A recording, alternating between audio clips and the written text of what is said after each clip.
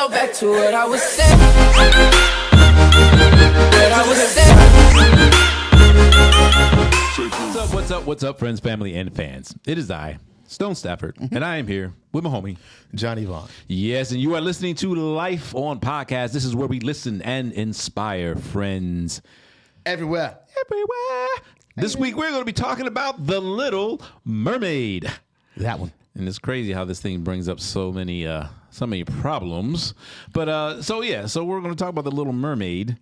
I don't see a problem at all, personally. If you haven't been living on the surface of the earth, then you might not know what we're talking about while we're bringing it up. Where the people are? I see what you Where did the there. people are. Hey, I remember that book. Aw, you done took me back. I see what you did there. So Little Mermaid's coming out. What's the actress's name? Halle Bailey. Halle Bailey. Very, very talented young lady. You may know her from her origin story with her sister, Chloe and Halle. From their, Right. I believe it was YouTube fame, and then didn't Beyonce? And Boomerang. Yeah. Oh, that was Halle Berry. My bad. Halle Berry. That Halle Bailey. We all have made that tongue that tongue flip though. We've had that Freudian slip. I've Poor called her girl. Halle Berry a couple Halle times. Bailey. Her mama is knew what what it they were is. doing when they named that She girl. really did. But no. But congratulations on the role. Absolutely. Both of those young ladies have been branching out and doing their own things. Chloe's music has been absolutely amazing. And then obviously the news of Halle landing this role hit. Man, has it been 2 years? Feels like it's been. It feels like it. I feel like it happened like right during the pandemic, I think, and it just got set back because of that. And everybody in our community, I think, got really excited really, really fast. And we're looking forward to it since we were just churning out live action everything. So we got to, if we can't come up with any new stories, we got to remake something. So when they decided to remake this, it was a cultural shock for some people because people didn't think that this would actually happen. And then it was a cultural shock for other people because they didn't think this would ever happen. Well, we're going to like white folk. I mean, at the end of the day, and the reason why I want to say that is because, like, all right. So first of all, again, most of you listening to the sound of our voices, you understand what the issue is. All right, they have a problem with a young black girl playing a mermaid. No. They have a problem with a young black girl playing a mermaid that was originally a young white girl. Right. That's what it is. Right, well, okay. So in the Disney film, right, and in Splash, right? Do you remember Splash? Yeah. Do you remember Tom Splash? Hanks Tom Hanks and ooh. Goldie. Daryl Hannah. Yeah. Right. But usually, whenever you thought of a mermaid, even on the Starkist can. She was depicted as a white woman. Well, this isn't true because in the original Disney cartoon, one of Ariel's sisters is relatively tan. Was olive exactly? She was kind of tan, and that's the thing. She was tan. She wasn't brown skinned. That's the problem that we're running into.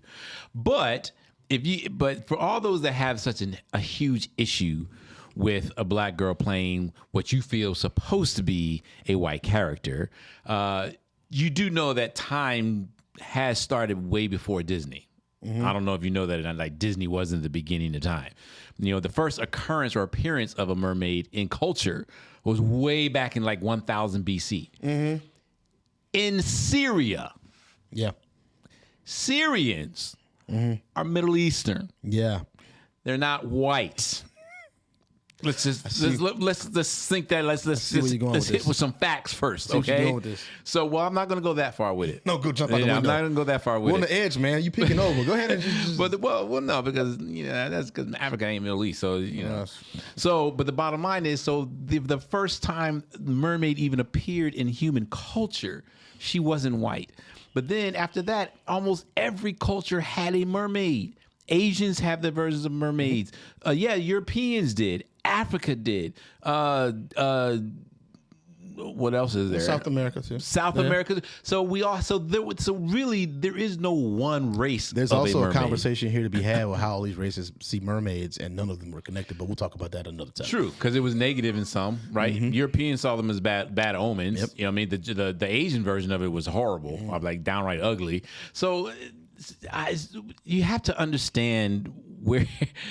If you have it, and this is what gets me, Johnny, though.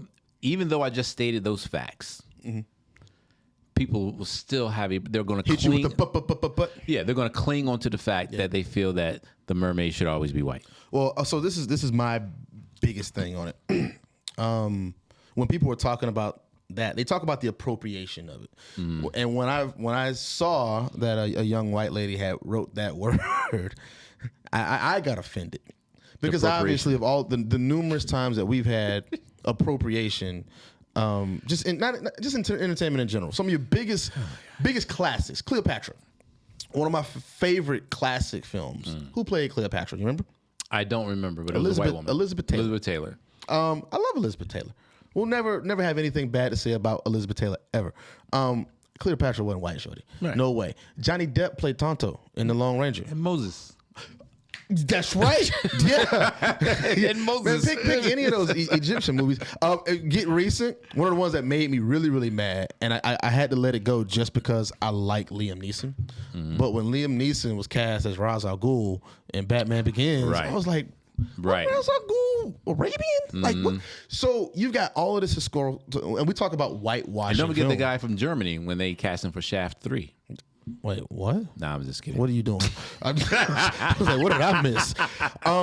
So I'm thinking about it from a historical perspective of what's happened in entertainment and film in general, where you had it's consistent. It's even happening now where you have white actors playing characters of color. Yeah, as that's still today in today's day and age or whatever it is. That's still cracked.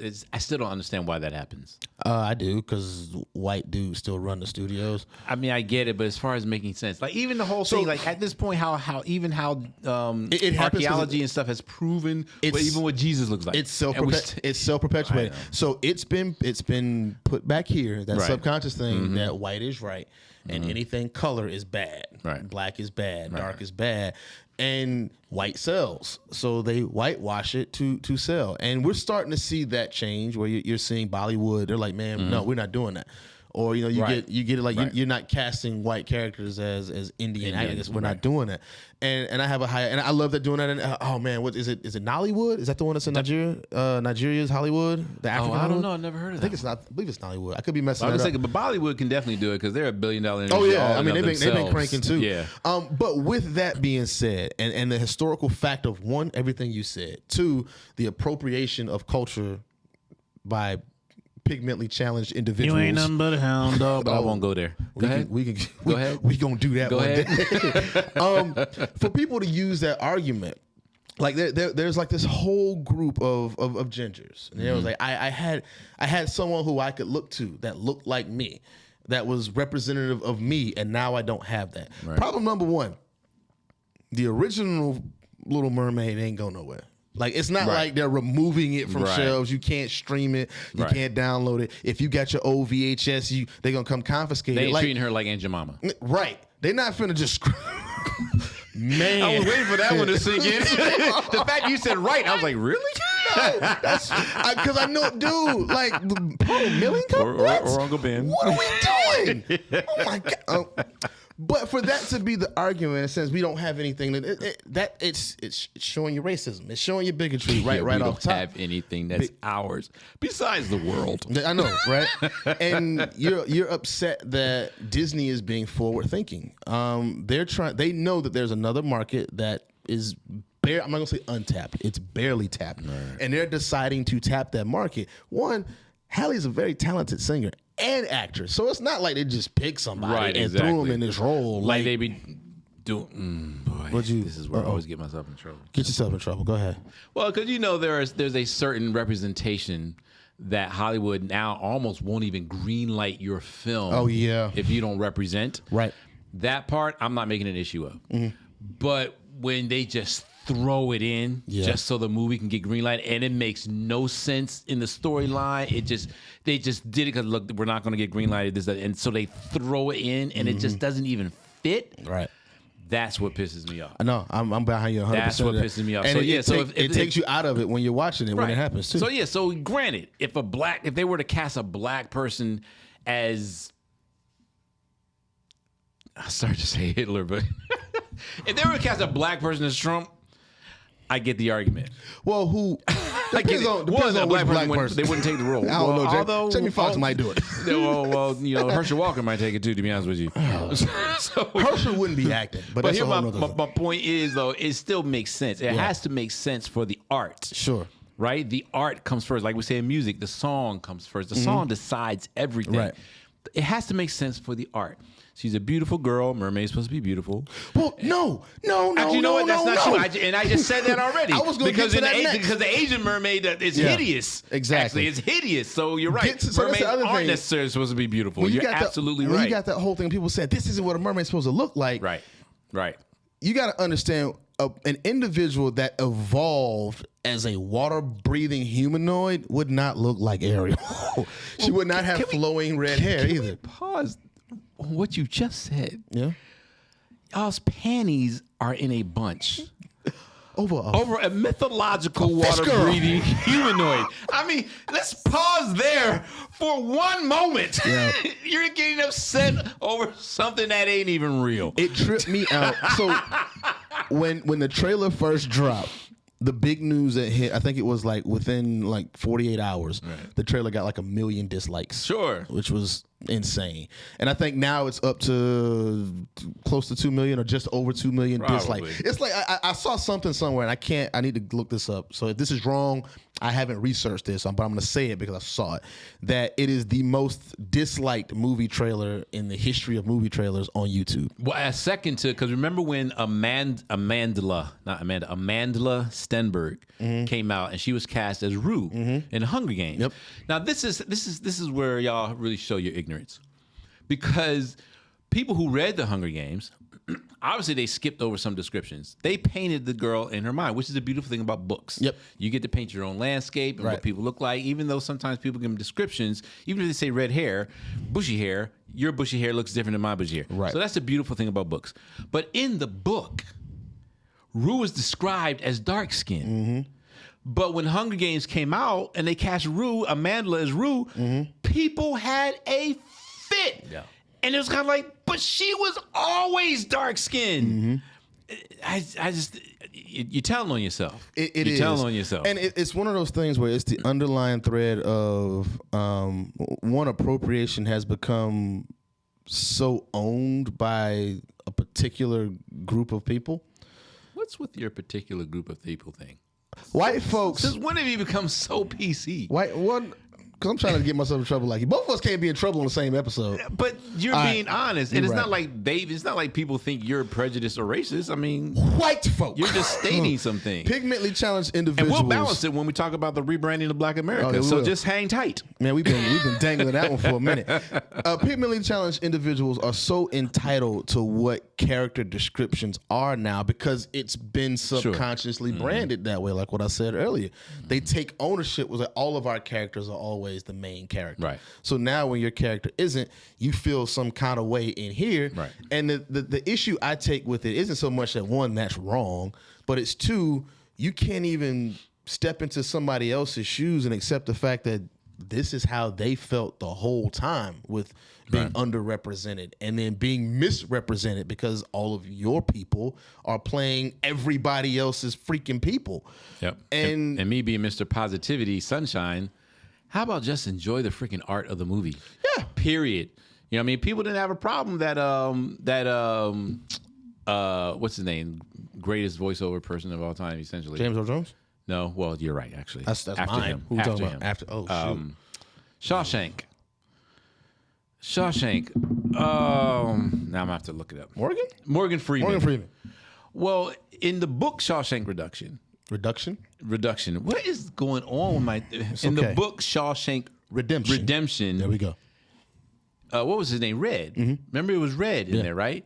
Well, it was Red because it was a white Irish guy in the book, but no one had a problem with Morgan Freeman doing. Why? Because he nailed it. You understand? And also because probably a lot of people didn't read the book and know that it was a white and that's guy. the thing. And the other issue we have run into here, and I think you just nailed it on the head too, because you kicked this off by touching history and pigmentally challenged people, the ones who are angry about this, don't read much. And I'm not making that up. I'm just. Do they have teeth? Because you're going there, bro. I'm just going to drag you down Listen, into man, the you abyss. said I'm going to drag you into the abyss now. But I'm just playing. when you look at the states where these dislikes are coming from, because someone figured out one of those, Really? browser extensions to actually look at it. It's coming from the states that are lower on the educational rank. Your Alabamas, I hate to say Georgia's on there, but it is. Mississippi is on there. South Carolina's on there. Like Detroit? where people. Detroit's not a state. What are we doing? Well, I just proved that I need to be in one of those states. You need to go read on something. Did you fail geography? What's happening? You're here? right. No, what I'm saying is that we're finding that people who are less exposed, and I'm going to say it, less educated, are the ones who are up in arms over what's happening here. Because one, they don't know the history. Right. They don't understand what appropriation actually is.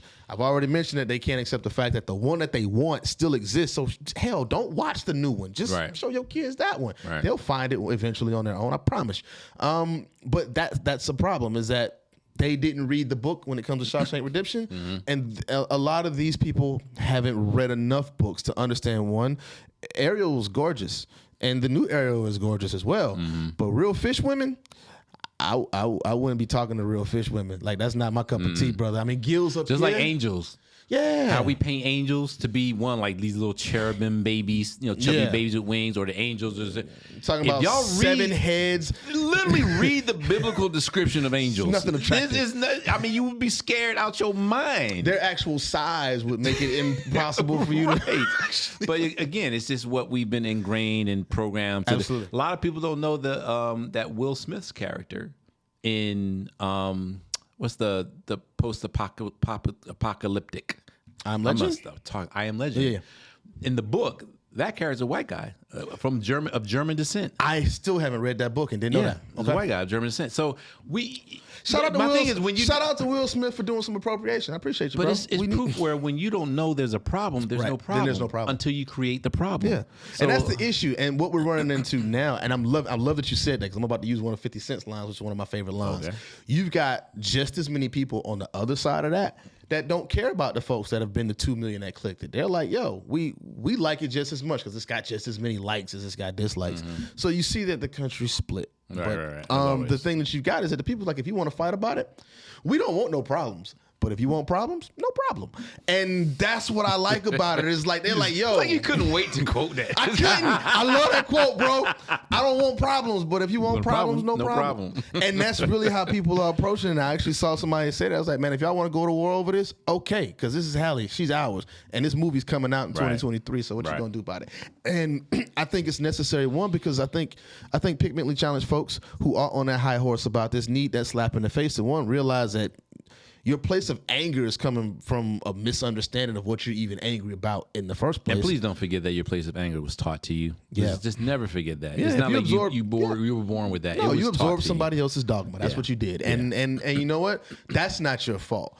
But if you decide to stay in that place, that's your responsibility. Through this forward movement that the mouse has decided to go on, because I mean, Mickey Mouse has been responsible for a lot of cultural shifts because what they put in their characters, it has a lot to do with younger people's development, and a lot of old Disney stuff was hyper racist, bro. Like a lot of it. One of them with 7 dwarves is a little questionable to me. You ask me. Wait a minute. I'm just saying. I'm not pointing out anybody in particular. All I'm saying is his that eyelashes were a little bit too long. That's all I'm saying. We've watched a major conglomerate that's responsible for a lot of our entertainment evolve, and we've got this segment of people who don't want to evolve with the times. And it's so funny because I'm gonna give a little sneak preview on one of the episodes we got coming up called The 3 Pillars, and that's one of the pillars is communication, which includes media. Yep. You know what I mean? It's the pharmaceutical or healthcare, and then financial institutions and communications. Okay. That's how you control America. Yeah. And take any one of those pillars away, and this country falls on its face. Absolutely. So just know that like Johnny said, a lot of it's not your fault. I mean, you grew up in that environment that said it taught you to think that way. It literally did. So by no control of your own, but you're older, you're wiser now. I'm going to go ahead and give you the benefit of the doubt and say you're wiser now. and you can now I'm not going to do that because take that benefit. Take that. And, nope, and you click the dislike understand. button. So nope, I'm not giving you the benefit of the doubt. Go unclick that dislike, and then we can talk about giving you the benefit of the doubt. Lord, oh Lord. I'm going to see it. I'm definitely going to go see it. I'm already proud of it. Because for a young lady to be as poised as she is right now, because she knew. I will say this though. I forget his name. Can you look it up? But the dude that played in Jesus Christ Superstar, oh man, sang his butt off. I give homie a pass. Okay. But after that, yeah. We tend to do that though. We give pass if it's super talented, like you said with Morgan Freeman. Nobody paid attention to it because he nailed the role. Because he nailed it. Halle's gonna nail this role too. But what I was getting to was the fact that she had her PR team, Disney themselves, sat her down before all of this started. Said, listen, Oh sure. this is going to happen. Mm-hmm. You're going to face this. This comes with it. Because they're smart people. They're not going to let their talent walk into something where it's going to be, almost Armageddon on her character and not have her prep for it. And she's been handling all of this with grace. Very well. My question is, I want to know what race you guys should think play the real remake of Winnie the Pooh. What race do you guys think should play Pooh? That's what I want to know. You better not say Asian either. I'm just saying. Don't do it. You see, I ain't say nothing. Okay, I'm just making sure. I didn't say anything. I'm just telling you somebody's gonna But type look, that man, in the y'all thing. make sure you go out there and squash the haters. Yep. Make sure you go and support the film. Absolutely. Because I definitely will be doing that. And jump in them threads and them comments and keep supporting Halle. Because Absolutely. like I said, I even though she's been handling the way she's been handling, that positive reinforcement that she's getting from the fan base, that feeds her, and her having that she's comfort a is kid gonna help. still. Yeah. So that stuff matters. You know what I mean? So your comments matter. So go out and support her. And look, lose the hub, lose the love, lose. What is going on with my speech today? I'm trying to figure out what's happening. I haven't even had a post-meridium. Man, lose the hate, man. Grow in that love. Seriously, it just makes you feel good. I didn't know Trust where me. you were going with That's it. all I was trying to say was glad lose that's what the it hate was. and grow in love. That's all I was trying to say.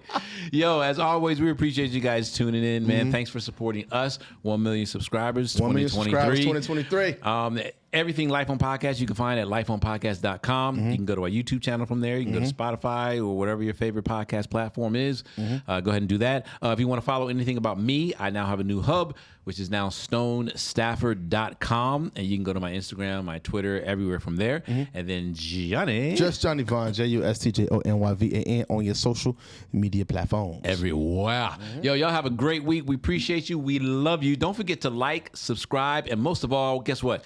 Tell a friend. We're out. Peace. So back to what I was saying. What I was saying.